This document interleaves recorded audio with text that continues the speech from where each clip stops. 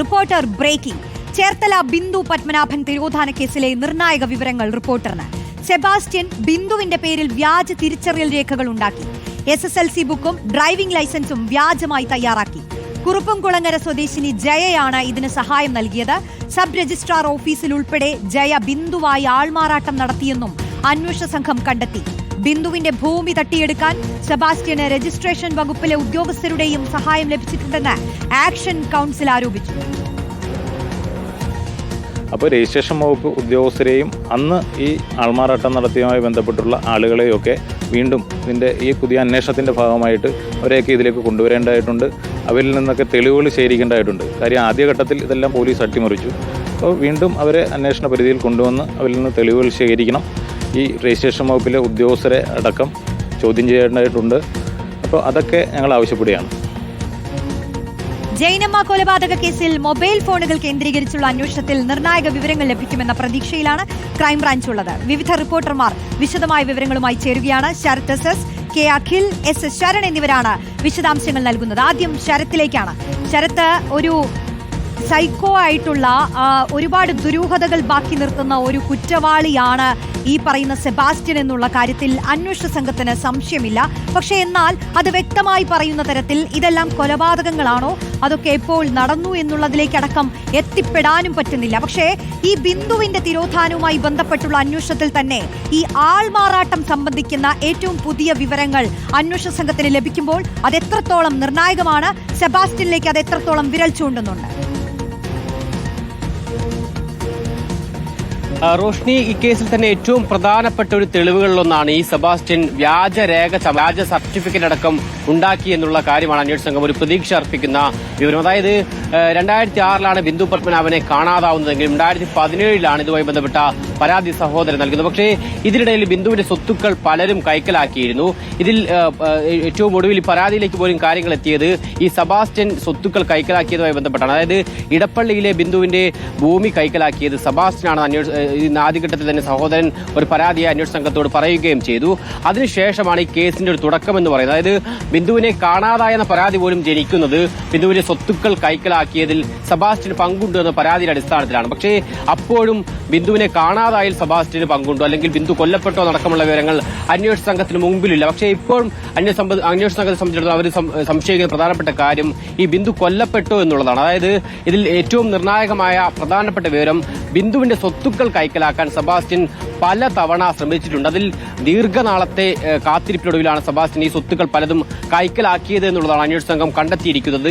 അതിന് ആദ്യഘട്ടത്തിൽ സെബാസ്റ്റ്യൻ ഈ സ്വത്തുക്കൾ കൈക്കലാക്കാൻ ബിന്ദുവിന്റെ പേരിൽ വ്യാജ സർട്ടിഫിക്കറ്റുകൾ ഉണ്ടാക്കി എന്നുള്ളതാണ്. അതായത് SSLC ബുക്കും ഡ്രൈവിംഗ് ലൈസൻസും അടക്കം തിരിച്ചറിയൽ രേഖയടക്കമുള്ള പ്രധാനപ്പെട്ട സർട്ടിഫിക്കറ്റുകൾ ബിന്ദുവിന്റെ പേരിൽ വ്യാജമായി ഉണ്ടാക്കി.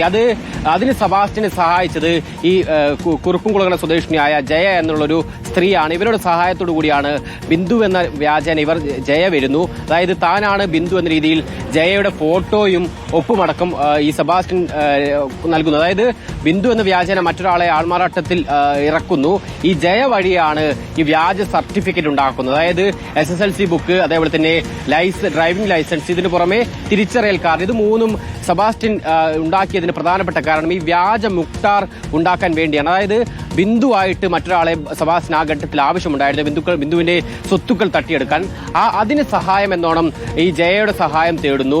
ജയയുടെ സഹായത്തിൽ ഇങ്ങനെ ഒരു വ്യാജ രേഖകൾ ഉണ്ടാക്കിയ ശേഷം ബിന്ദുവായി ജയ ആ ഘട്ടത്തിൽ അവതരിക്കുന്നു. അങ്ങനെ ബിന്ദു എന്ന വ്യാജേന ജയ രജിസ്ട്രാർ ഓഫീസിലടക്കം പോകുന്നു. ഇതുമായി ബന്ധപ്പെട്ട വ്യാജ മുക്താർ ഉണ്ടാക്കാനടക്കം ജയ നിൽക്കുകയും ചെയ്യുന്നു. അങ്ങനെ ബിന്ദു എന്ന് തെറ്റിദ്ധരിച്ച് ഈ സെബാസ്റ്റ്യന്റെ സ്വത്തുക്കൾ ബിന്ദുവിന്റെ സ്വത്തുക്കൾ ഒട്ടുമിക്കതും സെബാസ്റ്റ്യൻ കൈക്കലാക്കുകയും ചെയ്തു. അതിൽ ഏറ്റവും പ്രധാനപ്പെട്ടത് ഈ പറയുന്നത് പോലെ ഈ ഇടപ്പള്ളിയിലെ ഭൂമിയാണ്. അത് സെബാസ്റ്റ്യൻ കൈക്കലാക്കിയത് പിന്നീട് സംശയത്തിനിടയാക്കുകയും ചെയ്തു. അതായത് ഈ ഇടപ്പള്ളിയിലെ ഭൂമി ഇടപാടുമായി ബന്ധപ്പെട്ടാണ് സഹോദരൻ ബിന്ദുവിന്റെ സ്വത്തുക്കൾ പലതും നഷ്ടപ്പെട്ടു എന്നുള്ള കാര്യം തിരിച്ചറിയുന്നത്.